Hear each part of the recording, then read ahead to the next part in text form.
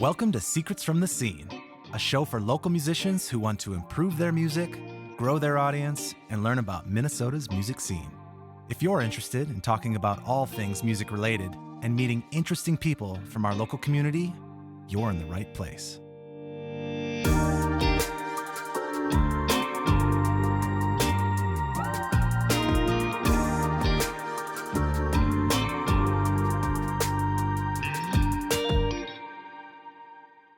Welcome to Secrets from the Scene. My name is Stephen Helvig, and I'm your host. We're here today at Helvig Productions, our local recording studio, with Malik Curtis, better known as Juice Lord. Yeah. From St. Paul, and has become quite a name in the local Minnesota hip-hop community. From selling out 7th Street Entry to touring with Prof, hosting open mics, and helping to mentor the next generation of artists. You've sort of built your career on more than just your music. Yeah. It's also been built on the sense of community. Today, we're going to talk about your artist journey, the highs and lows of the independent grind, and your perspective on today's Minnesota, the local hip-hop scene. We're going to get a tour from you about what's happening, what to look for, and more. But I really appreciate your time. Thank you for being here. Please, everybody, welcome Juice Lord. If I haven't said enough, just wait until the fam drop. On these next LPs, we all losing our damn top. Of course, nothing new, but to some of y'all it's shocking. Wiz on the beat, so you know this beat knocking.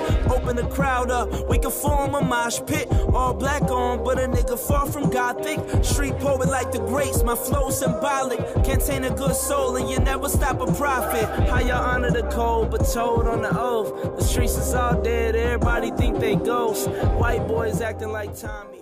Woo! That was a great one right there, man. What we doing? I'm honored to be here, man. Love what you guys are doing and have been doing.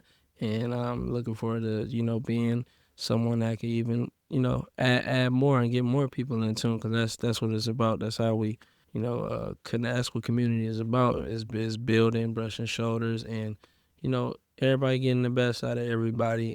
And we all want to gain some new stuff and dope insight, or just anything. Couldn't agree more. Couldn't agree more. And I uh, appreciate you doing this. I think you're the perfect type of guest from the things I've gathered from following you online, right? This is the first time we've met in person. Yeah. But we've both known of each other's presence a little bit, Yeah. and we have a lot of mutual connections. Yeah. St. Paul Slim. Yeah. Salutes to Slim, the OG. I actually got to call him. So Ashley DeBose, Maria Issa. There's just a lot of artists that My I've people had right there, a lot of man. connections with in the past that I know you're still actively connected with. And so I'm excited to learn a lot from you and to hear more about your story. Why don't we just take it back a little bit to the beginning? Tell me a little bit about the early roots. Man. Well, for one,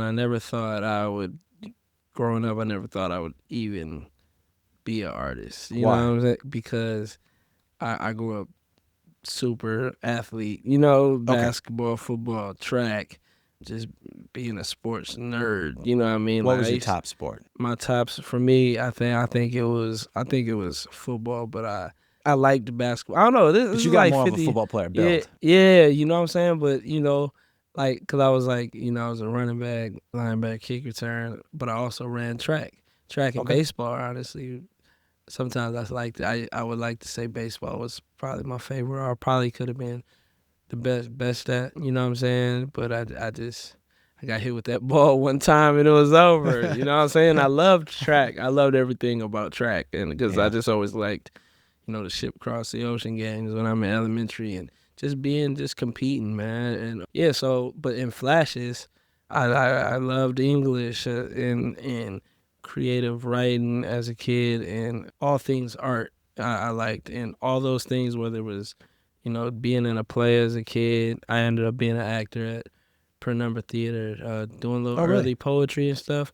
I ended up connecting with, what Tish Jones, True Art Speaks. That's so True Art Speaks and Per Number Theater are like my origin as far as when I started getting older, and when it comes to theater, social justice work, and community, and just telling my story. Those two programs I always bring up: Summer Institute, Sarah Bellamy, Lou Bellamy, Adam Harris, and just people like T. Michael Rambo in the mix, and just so many other people. Those, and Tish Jones, Dez, just so many people that have paved the way for me. You know what I'm saying? How did you get started with Penumbra then? Penumbra, man, I went to St. Paul Central High School. Okay. And I just remember being in, ninth or 10th, probably 10th grade. And Adam Harris, he came into our theater class. Central is historically known for Central Torrent Theater, where, we had elite theater program ran by Jan, you know what I mean? And he just came and had a summer opportunity for us early actors, and I signed up, and they ended up rocking with me, man. I ended up being in Summer Institute for like 2 years. And Very cool. those were like me getting into the theater scene a little bit, and with different people that go to like SPCPA, you know what I mean? But I went to Central, but crossing paths with those people, that's all they pretty much did was art and, school. Central, we got sports and things and just all that other stuff. Yeah. So, yeah. Was theater kind of the first creative outlet? Wonder was I in Penumbra first before I can't even tell which one was first, honestly, but I feel like both around the same time, because I was learning how to do monologues and poetry early, and what poetry did.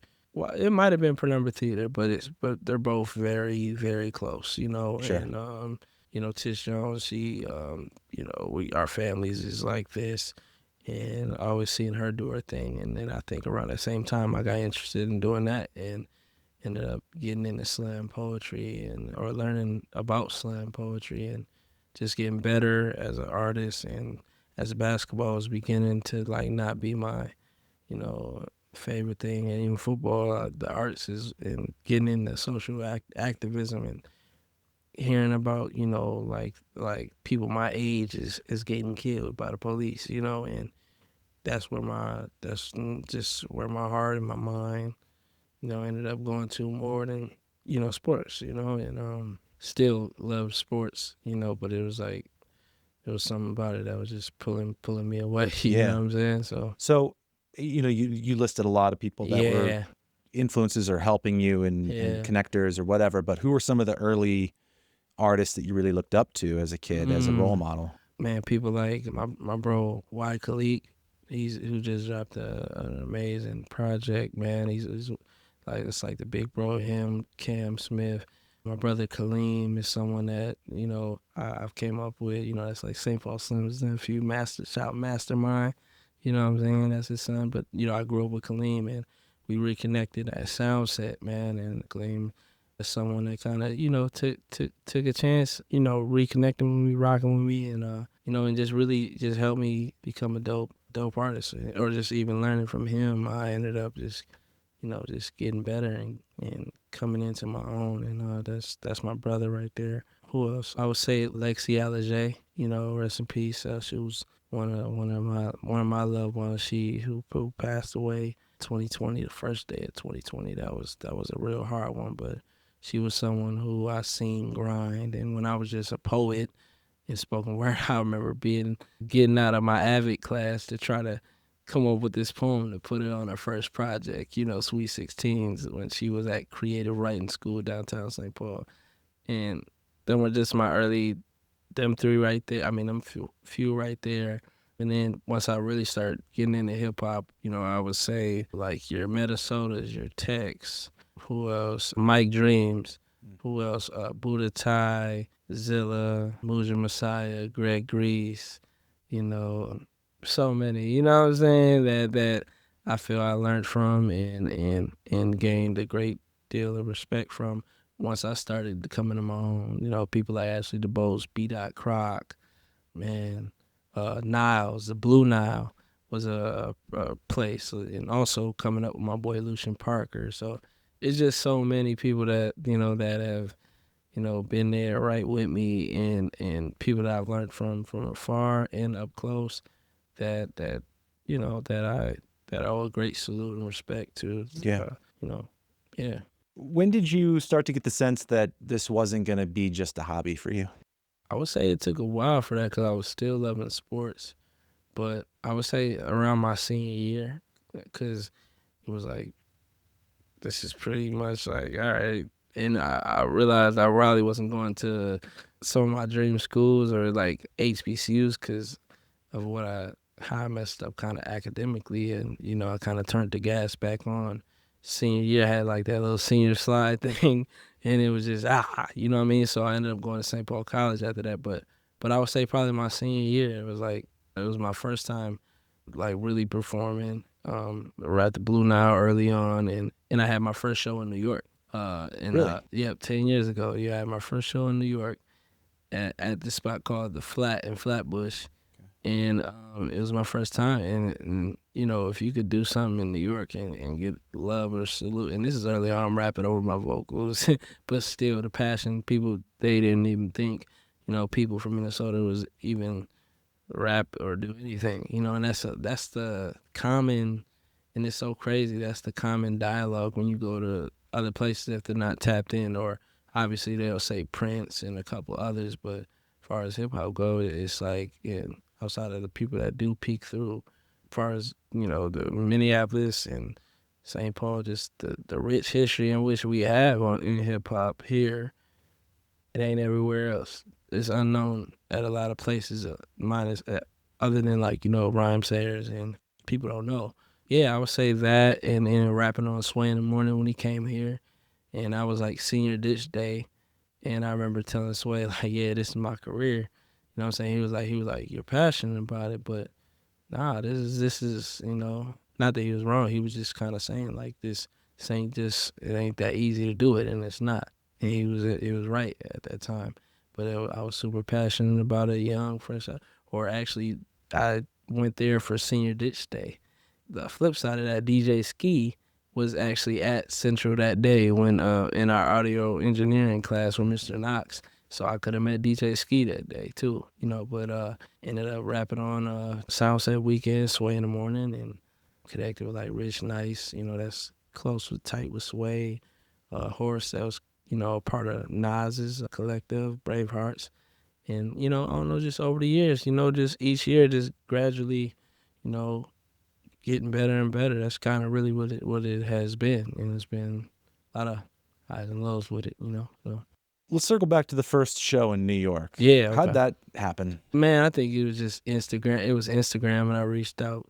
I was already going to New York, and with the homegirl Bree Watts and her mom and her friend, and like it just happened. You know what I mean? Like that's just when They just people had a sometimes spot for you. And... yeah, they had a spot for me. I reached out because I was going to New York, so I was trying to figure out what to do in New York and all of that, and then seeing that open mic, reached out. How old were you for that?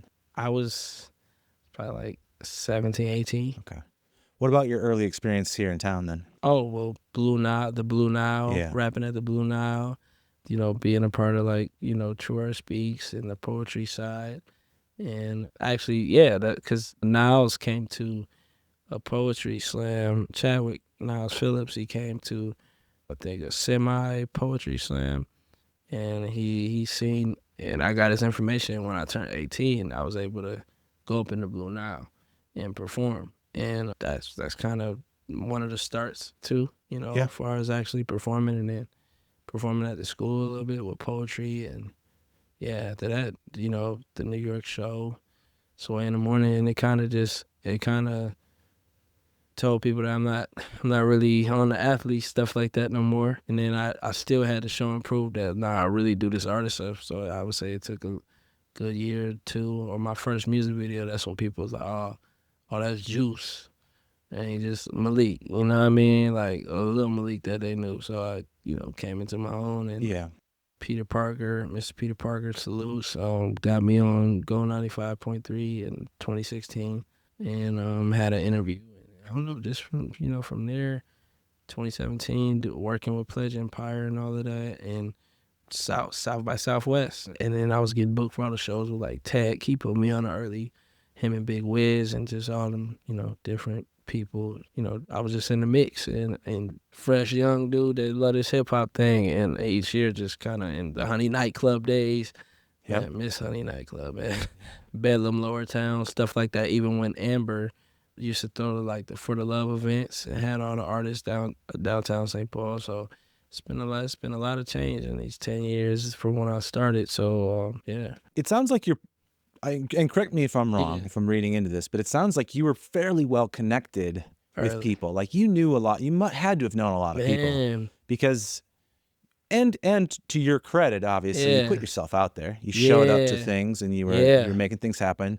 You know, you reach out on Instagram and you have the talent to back it up, right? So all that helps.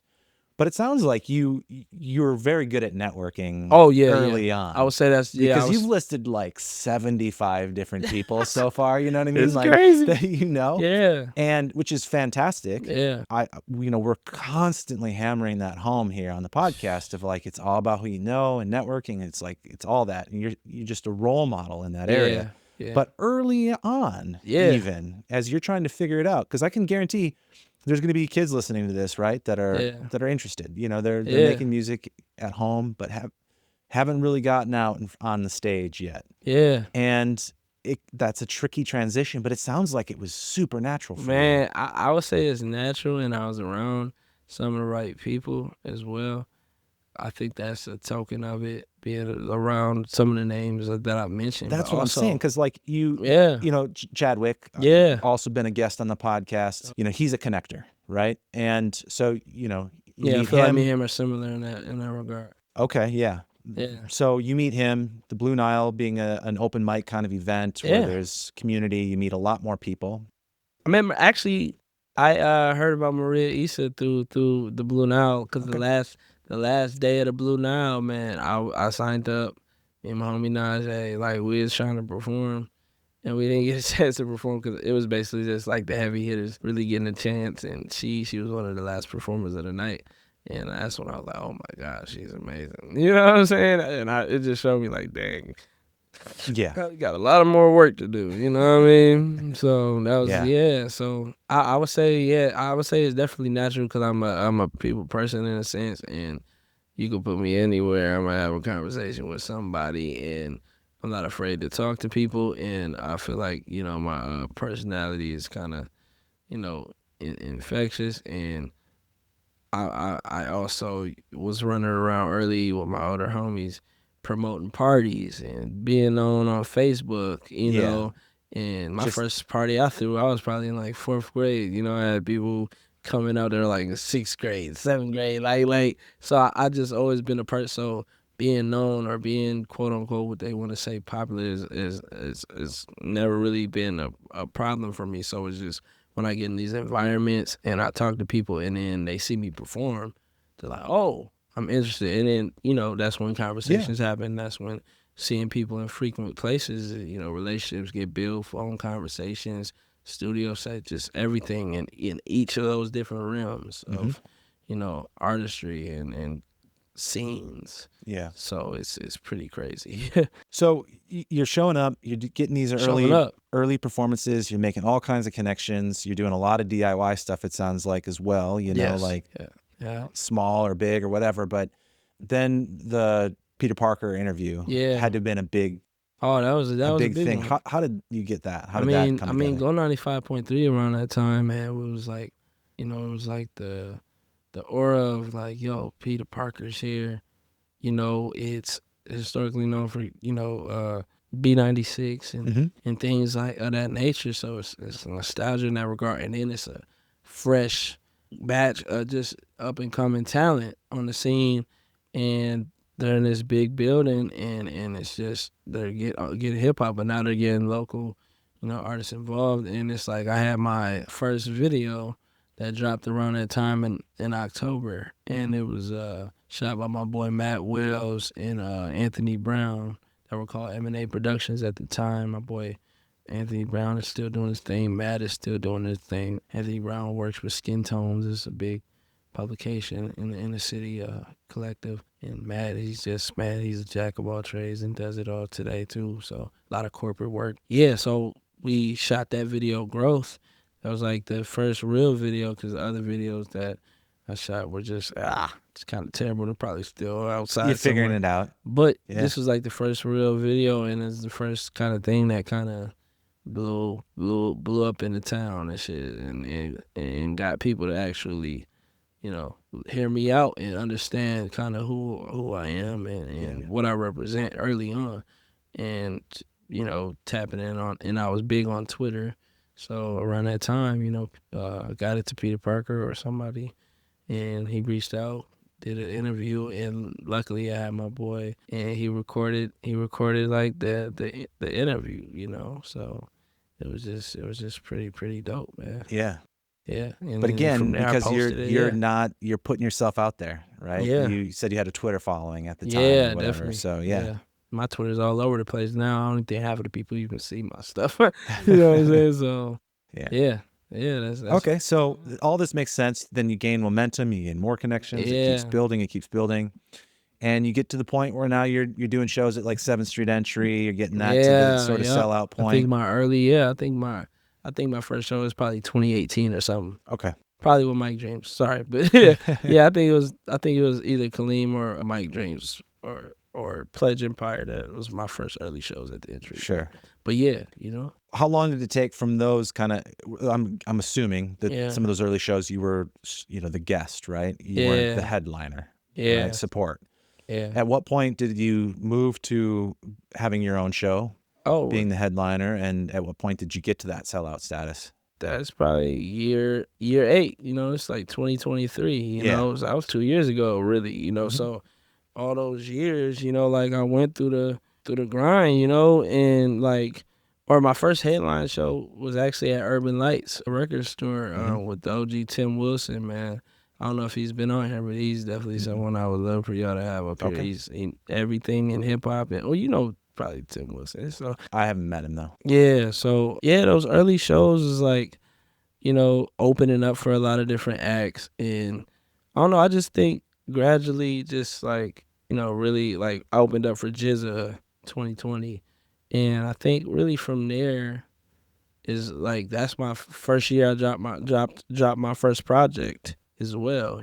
So I feel like from there if I wasn't a headliner, I was someone that like, oh, Juice WRLD is performing. So and I had my release show in 2021 for my Spread Love project. And I think that was a thing where I stepped into a new realm of, getting on bigger publications like Current, just all these other different environments, like what's the college radio at the U of M? They had a college Radio K. Radio K, yeah, did stuff there in 2021, and then, I think those next year and two just really building. So yeah, we've kind of covered Been where things started and where things have kind of gone to some extent. But what does that evolution look like for you? Was it a matter of just trying to get better at what you were doing and doing more of it?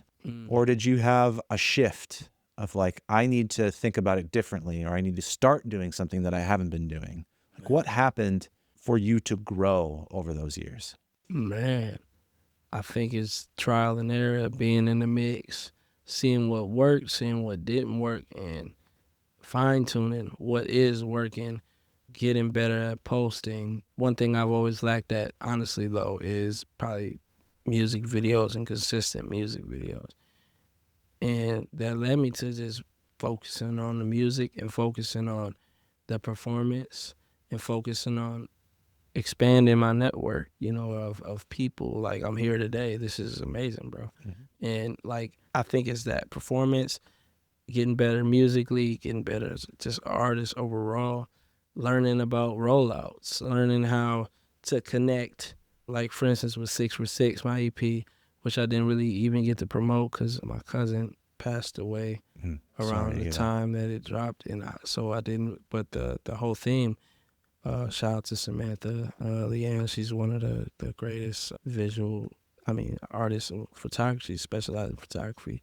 But we came up with a theme to tie in where I'm from to my art and to my music. So we took photos at 6 different locations that are near and dear to me that give that nostalgia factor, because things are always changing due to gentrification. So we did that in black and white photos, and we highlighted Urban Lights. We highlighted place Hickory Hut in St. Paul, Steakhouse in St. Paul, which ended up being the cover that a lot of people where I'm from or from Minnesota, are connected to. I was able to get in my old elementary school before the pandemic even kicked off and take photos of us in similar places that still looked the same. So that's bringing that's not only the music that's building a character, building your story outside of the music. Because everybody ain't just gonna listen. So it's what we was talking about earlier. Was like people ain't just it ain't just the music. It's only a small percent because it truly is. And so I feel like people have bought into my personality, and that was one of the things learning about rollouts. And one thing that rollouts kind of do sometimes too. Sometimes it could be a little too much, and you kind of forget about the music as well. But I feel like that's a strong suit that kind of helped people more interested in my music, the way things look, you know. Sure. The brand. Presentation. The brand. And clothing. I had my brand that I kind of slowed down on called Laura Season. That was big out here. That stands for like peace and love, you know what I'm saying? And then 2022, I wasn't really dropping music. Like a lot of the pain and a lot of the things I'm talking about in this music and everything is still I'm still in 2020.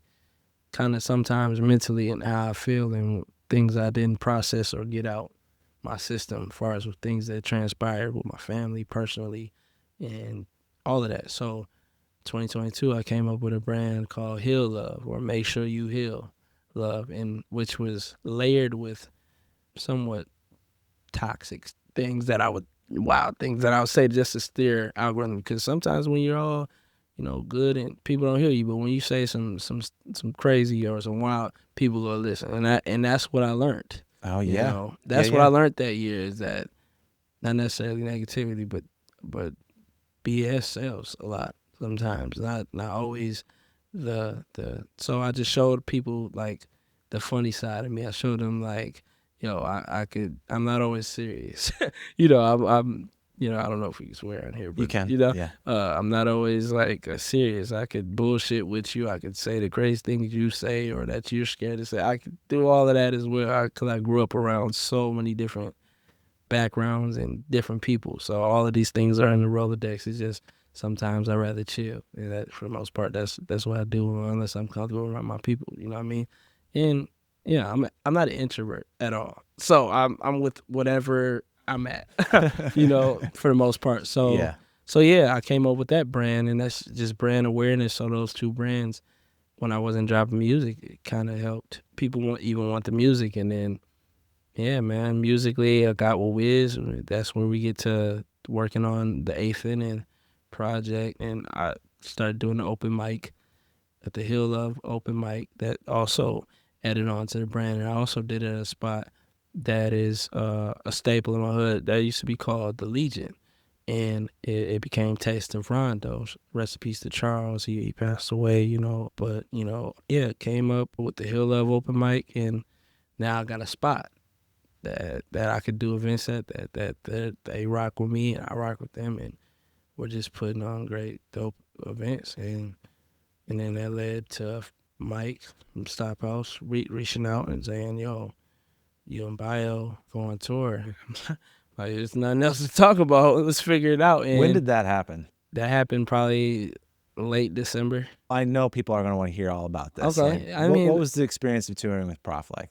Oh, man, bro. Okay, so they reach out, and then I just get all the people. I tell my parents all of that, and it was just a no-brainer, honestly. And then me and Wiz, we was like, oh, we really got to finish this album now. We really got to bet on ourselves and do this show, because I always used to make statuses.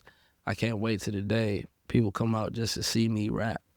And, you know, like in March, you know, people came out, see me rap, and showed up and showed out for me. And they announced the tour a little bit in that time as well, so that added on to it as well.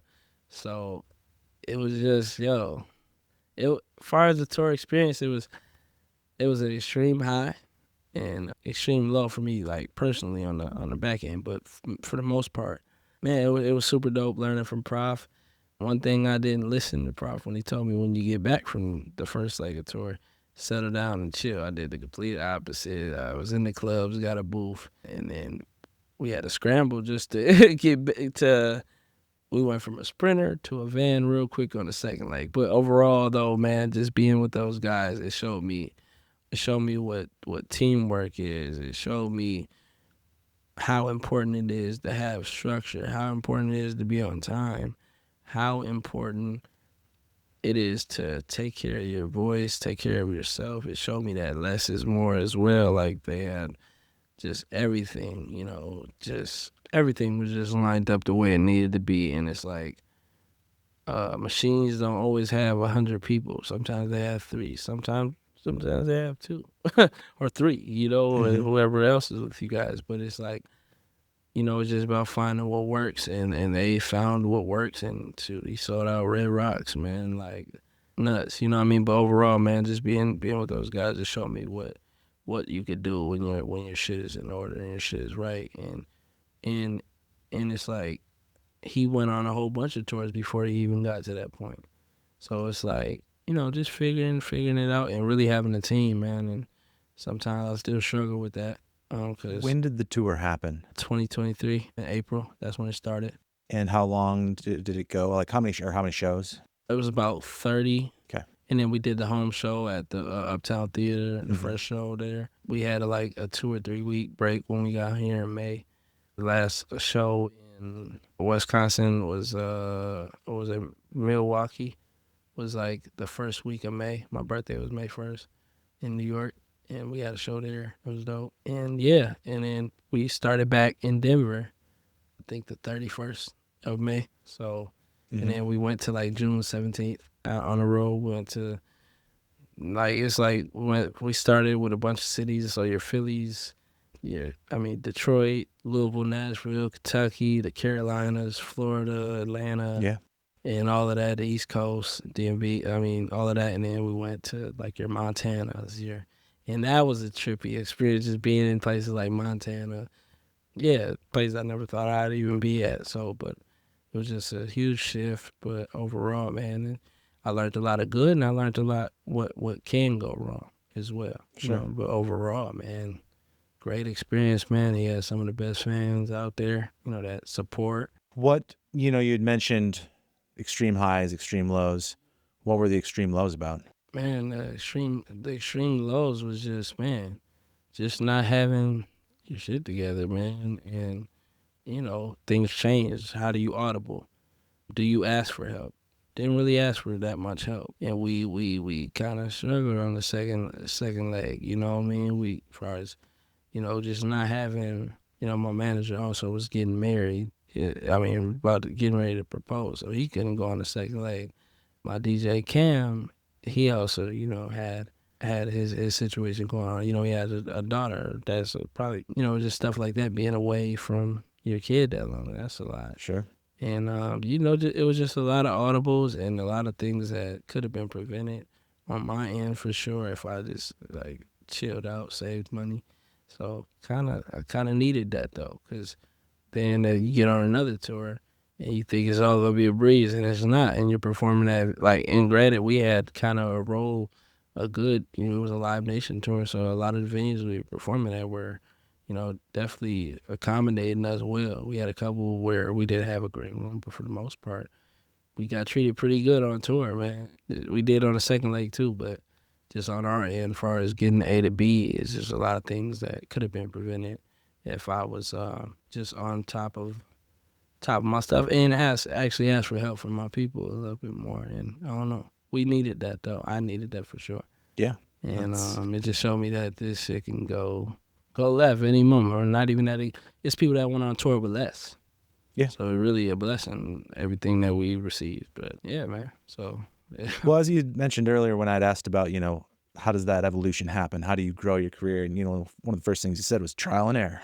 Right? Man. Figuring out what doesn't work and what does. And it sounds like that's exactly what you had on that big tour, was a lot of trial and error of error. This was the error, era, whether it was preparation or expectations or communication or any number of things that you go, okay, I know how to do this better next time. Yeah, no, 100%. And yeah, that was the error, just not having your stuff together. The team was kind of a lot of it was kind of put together. It was so you can only imagine if you had minus, artists, but just behind the scenes, just having structure, more structure. I move around like a loose cannon, so it's not always structured, but I know how it works because I'm the mind behind some of this shit too. But yeah, man, it's just you gotta have a team, man. people tell me that, and I know, and sometimes I'll just still be like, man, bro, I'm finna do this.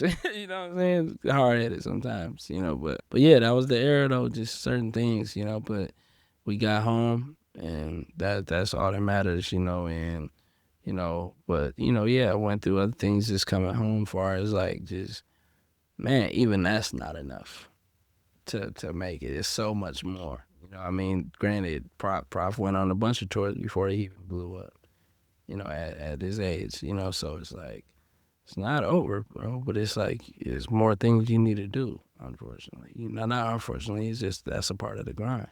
I went on one serious tour, you know, similar. And some people never tour. So Yeah, and some people never do. that's the honor of it, too. But what I was going to say is that getting off of it is tough. Tough. Because you have such highs for so long, and then you just come back to normal, and you're like, how do I just get back up at the stage at Bunkers or whatever for 100 people, you know, versus 1,000 or whatever. Yeah.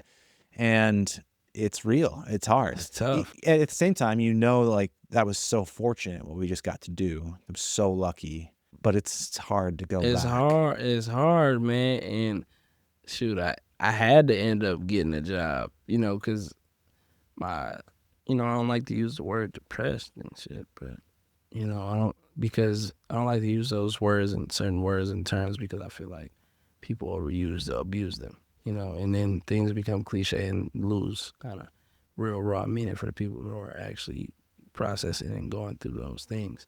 But I would say, like, man, it was just hard, and I was really going through just like, damn, I'm back home. It's kind of like getting on a flight out of here and then coming back. Exactly like that, you know? It's just, now what else do I do? And I think that's really what it comes down to. Yeah. Is it's like you had said, like, okay, that didn't like blow up my career or anything. Yeah. Like, I'm still here. Yeah. Like, sure, I have that now. I have that experience. I have some new fans. I sold some more merch and so on. But I'm still here.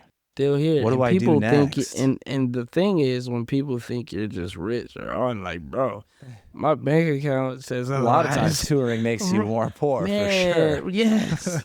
Because it's like you make that money, but that same money you making, you got to make sure you get home. You got to make it. Everybody got to get taken care of. There's a lot of expenses on tour. Oh, my God. A lot.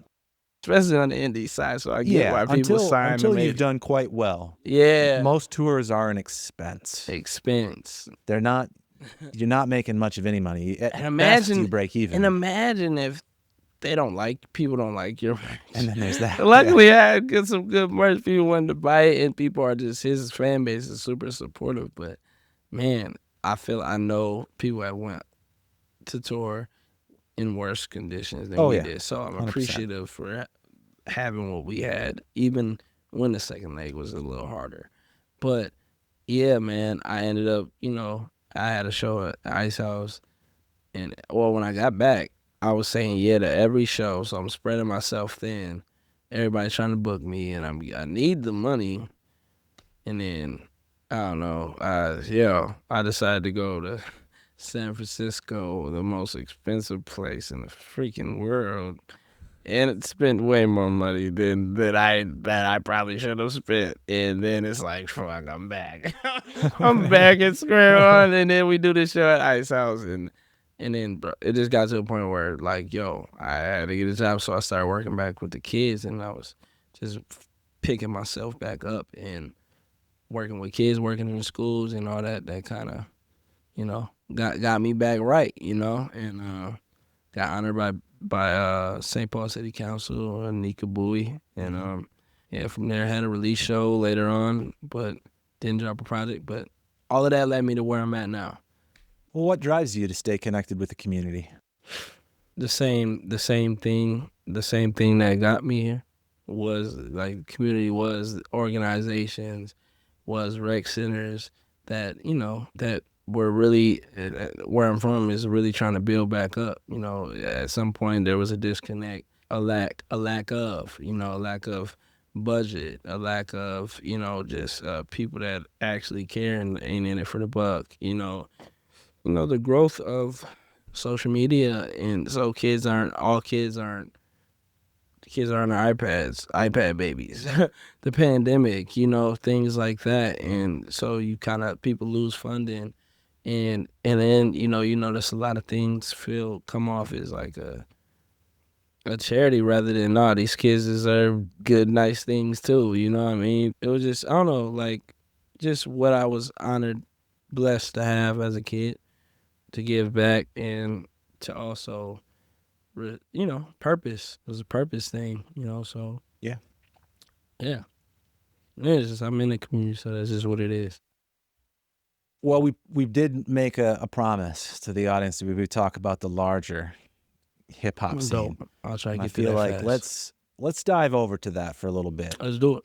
If somebody's not from the Twin Cities, doesn't know where to begin, take somebody on a little bit of a tour of what the hip hop community looks like in town here. How would you describe it? I feel like I'm almost an anomaly in my view of the scene overall. What I'll say is you have many different scenes, and most people don't even cross paths at all. They might walk past each other and not even know. So for me, I'm just speak from my sense of it. So me, I could be at the clubs downtown, whether it's Monarch is no more, but it's called Giddy now. I could be at Breakfast Bar where Dolo Harris is one of the biggest promoters.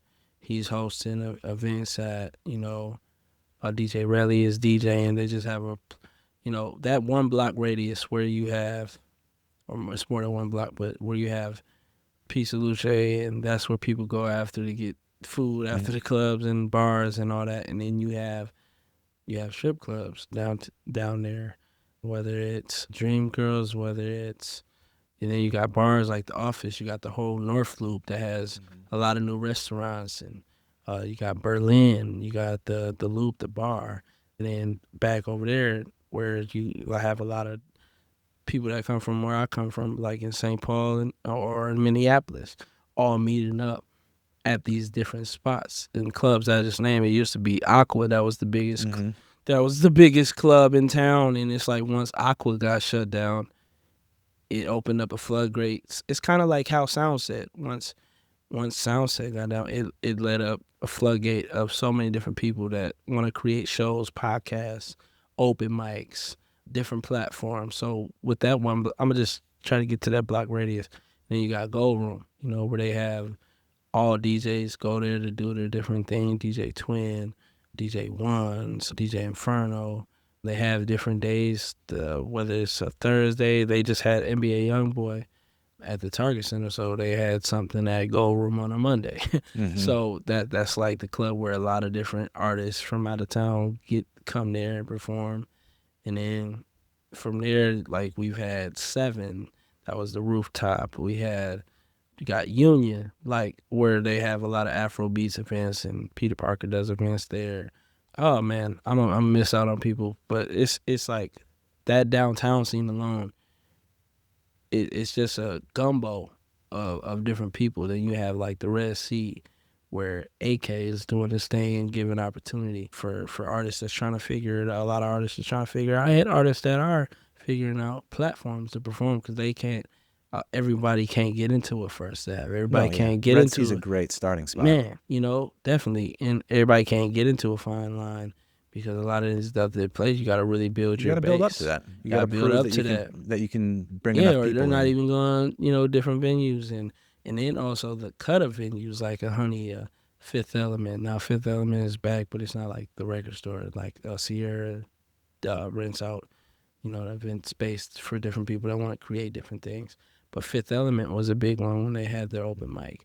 Honey Nightclub was a so accessible venue for people that are trying to figure out and put on different comedy events. So it's like you got the comedy scene that is pretty dope. Ashley Henderson and just so many other comedians. And then you got now this young guy named KK. He's a streamer and he's doing this thing. And you have like different content crews and promotion teams at all these other different places and all these other different clubs that I just named that are all in one space. But then on the whole other flip side, like in Uptown at Green Room, you got Samambo World that is heavy in like the Afro beats. And that's probably, for me, that is probably one of the best things, potentially one of the best things, honestly, since Soundset, that can be just as big if they get the funding they need, because it's already organically dope. Like Red Bull's back in the mix. They did a beat battle that was phenomenal. You know what I mean? Like, and was really refreshing. Skin Tones is a big multifaceted. Like, they do fashion, they do photography, videography, they do events where people come out, where it's mixers, where it's parties, and where it's performances, where different artists that come into town. They did an event at the Target Center where they had Kanye and all of them come out. So it's just that side. And then you got, you know, we talked about Niles. You know, he has the On the One Music Festival. He has the Avant Garde, where they're like neo soul events and different stuff like that. And then you got the Dakota Jazz Club. You know what I'm saying? And it's just a wide spectrum of different, and that every place I just named, like in R&B barbecue, that is like DIY, you know, and that building up and playing R&B vibes. And then you got Plush out there in Brooklyn Park that is kind of still owned by the Goldwyn family. You got Nijam and them over there at Wild Child. It's just so much going on in several different scenes. In so many different ways. But and if you're not, for artists, if you're not moving around and being that, sometimes you don't need to be diverse. You need to work on what works for you.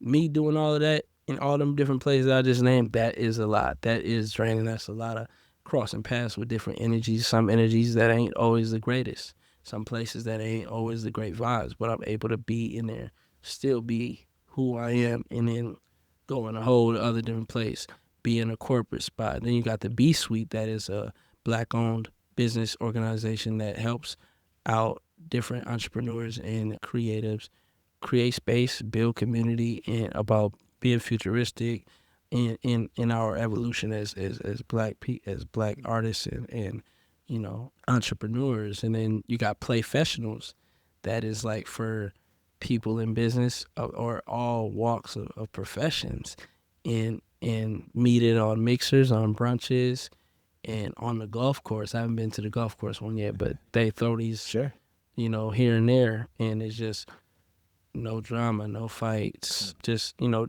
it's just everything I just named. You know, like Uptown has its own scene, so it's like there's so much ties. And It's just crazy. It sounds very decentralized. And what I just in that named sense. is where I have frequent at, and where I could even be in probably one day or one weekend. All of those places I could any given. Sure.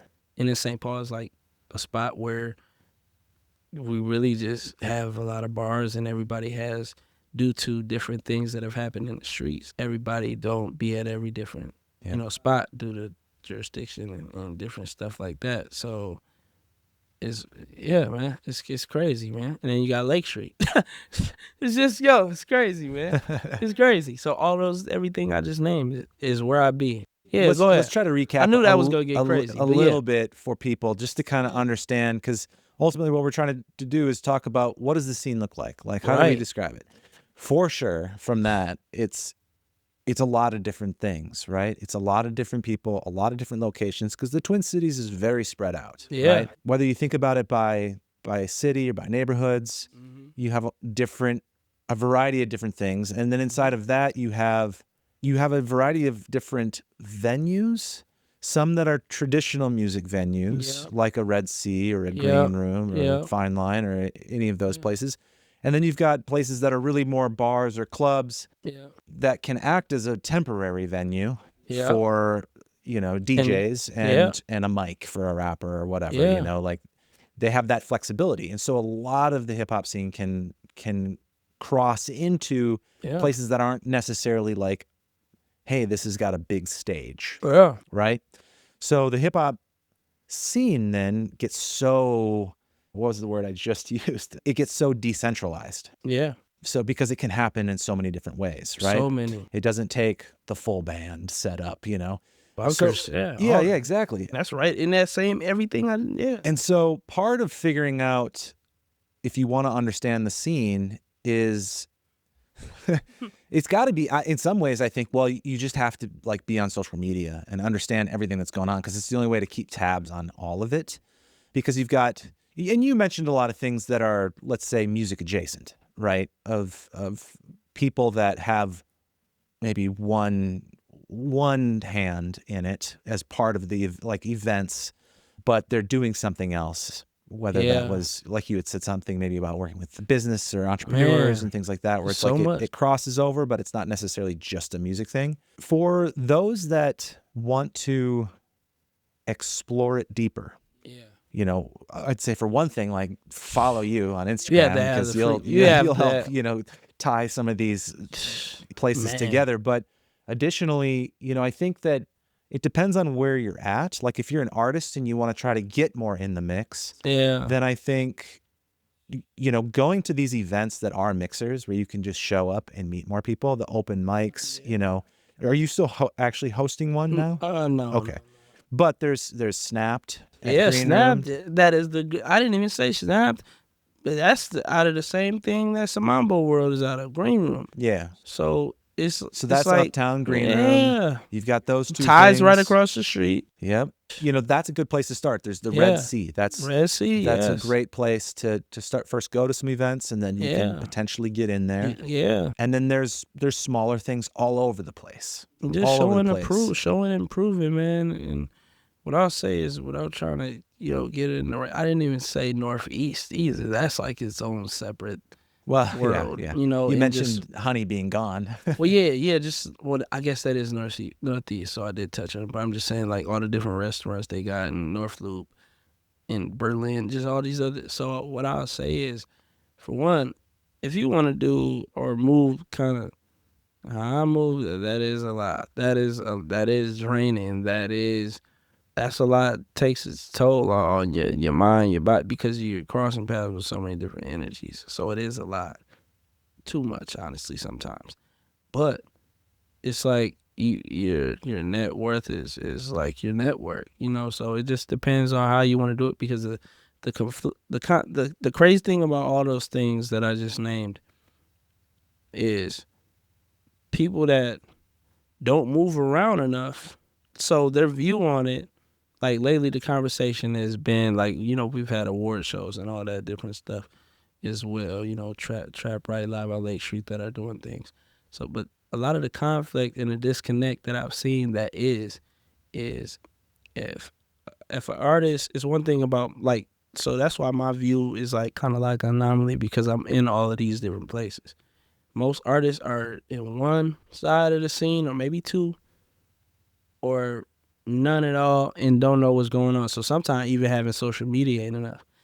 You got to get on the ground. You got to get your boots on the ground. It's a new song. You really got to get on the ground and be around people. And sometimes people aren't people, so they can't be around all these different people because their personality might not match. Sure. They might be an introvert. Yep. It's things like that as well. So it's there's a lot of ignorance about, like, people just not understanding that doesn't exist. Yeah. Yeah. So it's like these things and these, like, and then the whole grant space. That's a whole nother thing that I'm just now getting into and being really aware about. And I didn't realize till the McKnight writing for the McKnight Fellowship, of how much I've done. Because I didn't know about, you need an artist resume. You know what I'm saying? I didn't realize how important to write all those things I was doing from 2016 to 2019, 2020 into present. You gotta get your press kit together. Bro, like, and I've had a press kit, but like the artist resume is a whole. But maybe missing some of those. Missing. So once I'm having my friend help me out, I'm realizing, like, I done did a lot. I deserve to be in these conversations with these grants too, because I put in the work. Yeah. But when I first tried, I was scared. I was nervous about it, and it was like, maybe not. But then when I really realized that and had somebody help me, like, nah, bro, you're here for a reason. Yeah, that's a whole nother conversation. A whole nother. Sticking with, like, the exploration of the artists, who are a handful of artists you'd like if somebody's like, hey, just came to town, I want to know what's happening with the Minnesota Twin Cities hip-hop scene. Shout out some artists that you think people should be listening to. Man, this summer I've really been rocking with my brother Louis Blaze, who is one of the dopest artists. And Louis Blaze is similar. When I say anomaly, like he's another one that frequents in all kind of different, whether it's, you know, working with youth, performing, hosting, just all kind of, he's similar to me in that regard, Sure. just being around in the mix everywhere. So Louis Blaze is definitely one of those ones. He has a project that's coming out on all streaming platforms soon, and a release show that I'm hosting at Ice House in November. So Louis Blaze is one. SJ, the Afrocentric Ratchet, amazing. Just heard her album. She's dropping an album this Friday. She's one on the artist side that you should check out. The Car Forge, amazing. Just won the McKnight Fellowship Grant. She's doing her thing and puts on different healing events, healing for hip hop lovers, where she does different mixes and healing circles and all that different stuff. My brother Y Khalik, man, is just a dope artist out here that's doing his thing. My bro Peace Soul, my brother Kaleem the Dream, who's gearing up to drop some things.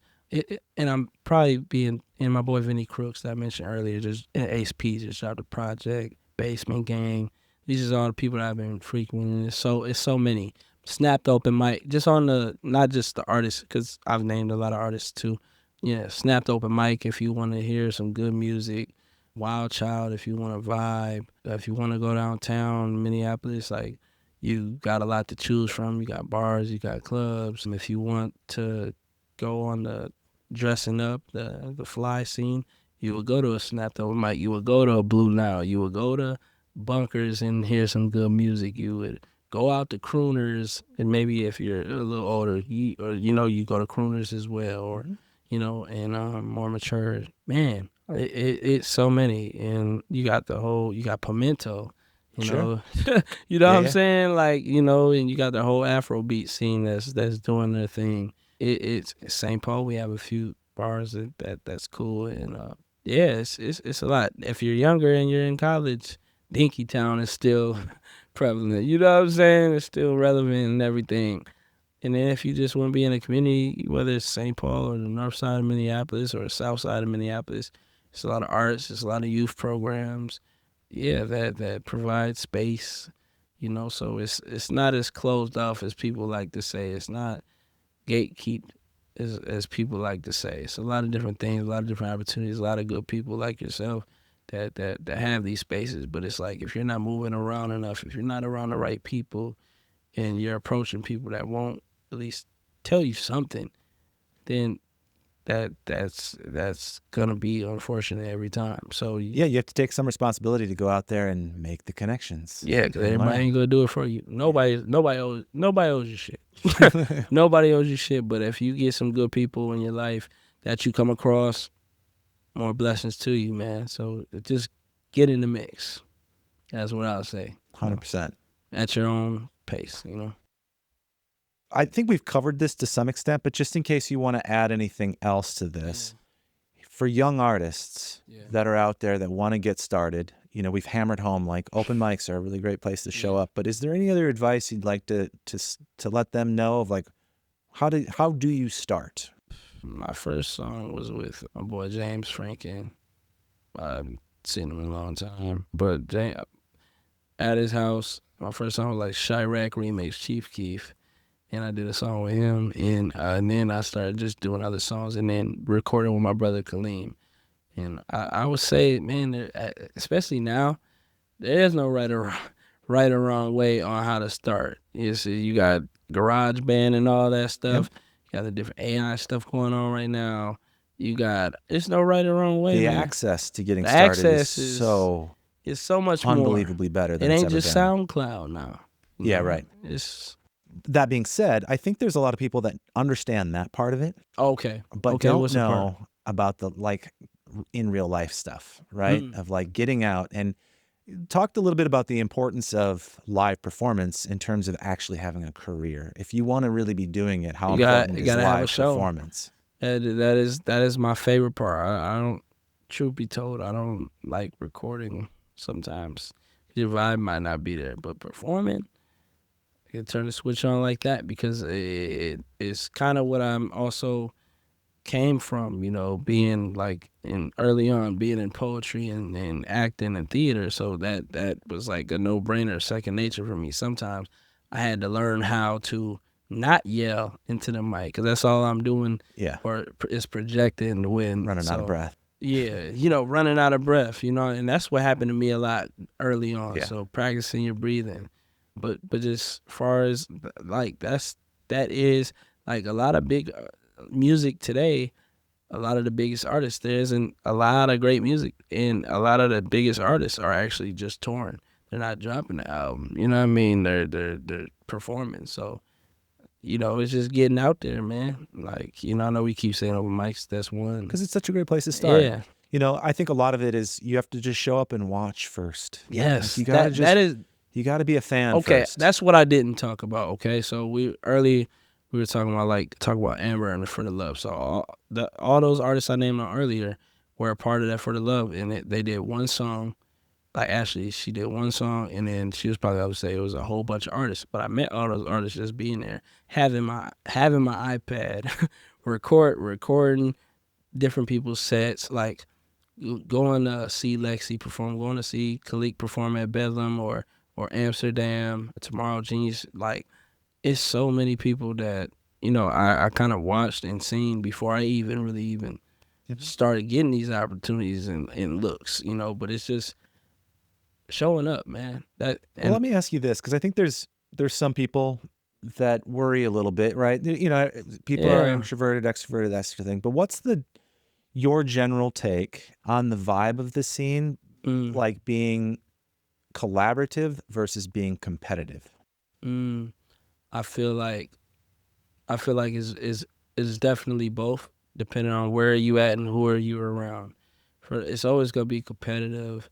That's just nature. It's always gonna be that. Yeah, everybody wants to be the best, but if you're in the right space where people are collabing, you're gonna feel that.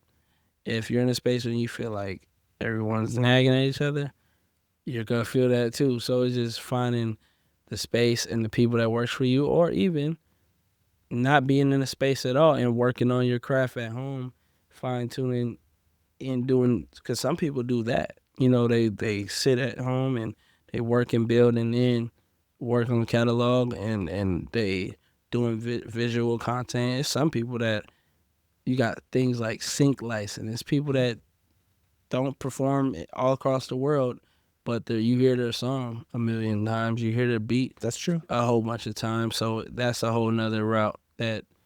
So it's just all on who you are, who you want to be, what you want to do. Like, I still get asked the question, what do I want out of this? That's still a hard ass question to even answer, because it's like, of course, you want to be able to take care of your family. I feel like that's my overall answer for that question. But people always want a deeper definition. But it's just figuring out what you want to do, and knowing what you want to do, and taking time to know what you want to do, because you'll know when something isn't truly. Especially in music and the acting industry, it gets crazy out here. So it's just about being around the right people, man, and you won't know those people are the right people till you realize they're not, for you, or you've outgrown. Sometimes you outgrow people, places, and things, and I feel like I have as well. But being who I am and being the position I play in a lot of this is, I still immerse myself in it, and now I'm at a point where I feel like I've shown a lot of love. I've overextended my hand. I feel like I've overshown my face and supported, and been grateful to even get that support, because some people don't get support at all. And I've done enough to give back to where really people can't really say nothing to me. If I didn't do something for you, that's not because I'm just don't rock with you or something. It's just because maybe my capacity is over. Yeah. So it's just like, man, just finding the right people, man, because there's a lot of messed up, sick people out here in the community as well. What's next? Man, what's next? Man, a new project called Terry's Baby, produced mostly by my boy Quadjo. I got P-Soul on there producing. I got my boy Major. There's two Majors. One of my homies, Major, he's not on it, but yeah, got a couple other different producers on it. Got some dope features on it. But yeah, new project, Terry's Baby, and I got a release show at 7th Entry, hosted by Mr. Peter Parker, sounds by Piso and DJ Mac Timms, Maya Marshall, who was also a host at Snap. Mm-hmm. Amazing. My boy P. Will, who I came up with in the scene, like when we was talking about Senior Dish Day, he was also another artist with me that didn't go to my school that came out there and rapped. And he's doing his thing. He got one of the most popping songs out here, you know, and he's amazing. Dropped several projects and all of that, and it's a songwriter and all of that, so salutes to him.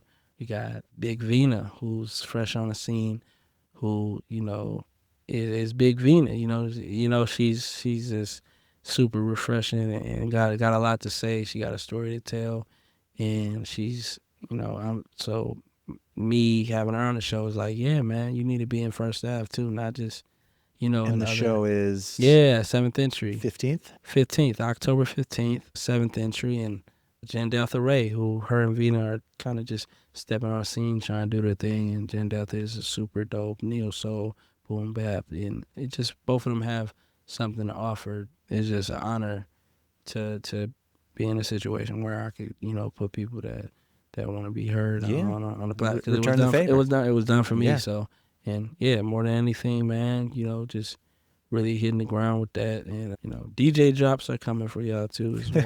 DJs. But I love how open you've been about supporting so many other artists and wanting to see the community thrive and share everything that you know and just bring people together. I think that's, you know, it says a lot about you.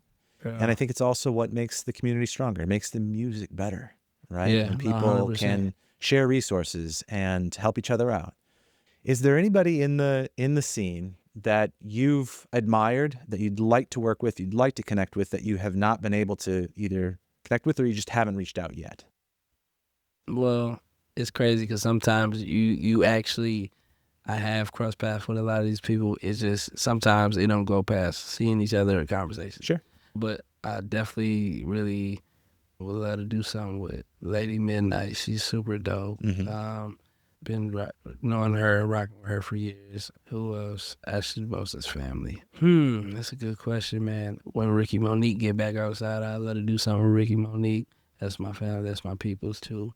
But that I haven't. I'm looking forward to doing something with, man, I performed at the Whirly gig. So, man, Dylan Sulfur is crazy. Oh, yeah. He's nuts. So yeah. I actually got to get back up with him. He invited me to a show at the Dakota. So we kind of built there. And that was that was another thing that connected me with other different artists. You know, also I'm doing something with Dilly Dolly Alley Music, you know. So, and they're amazing. I'm actually perform with them at Green Room soon, so I would love to do something with them. They're an amazing band. And outside of that, man, I would love to do like an event with like Skin Tones next year. Them is my people too, but I would love to do something with them next year. And I would say I'm gonna shoot for it, man. I would love to meet Jimmy Jam and Terry Lewis. Yeah, I would love to meet them. I would love to really build with Stokely. I feel like might as well, you know, try to meet next. They're from my neighborhood, and I would love to meet with the greats because I feel like we got something to say. But if we don't, if not that it's their job to do that, but I feel like to connect with the ones that are really doing and really trying to push this Minnesota thing further, I feel like that has to happen at some point. So I would love to meet with some of the giants for sure, and build something, you know. Well, thank you so much, man. Oh, Mike too. I would love to work with Mike too. Yeah, for sure. Yeah. So yeah. If people want to follow you, learn more, you know, get connected, where do you send people? Man, Instagram, Hammer Time Juice Lord all streaming platforms, and man, you'll see me somewhere, man. Trust me, you'll see me somewhere, anywhere, pretty much. You know, in Minnesota, like I'm all the way out here right now. So like, yeah. I realized that I didn't ask you one thing that I ask all the guests yet, so I'll sneak that here in at the end. Bet. You know, we call this Secrets from the Scene. So is there a secret that you've learned along the way that you'd like to share to others, or particularly younger artists, or if you think about sharing a secret with your former self?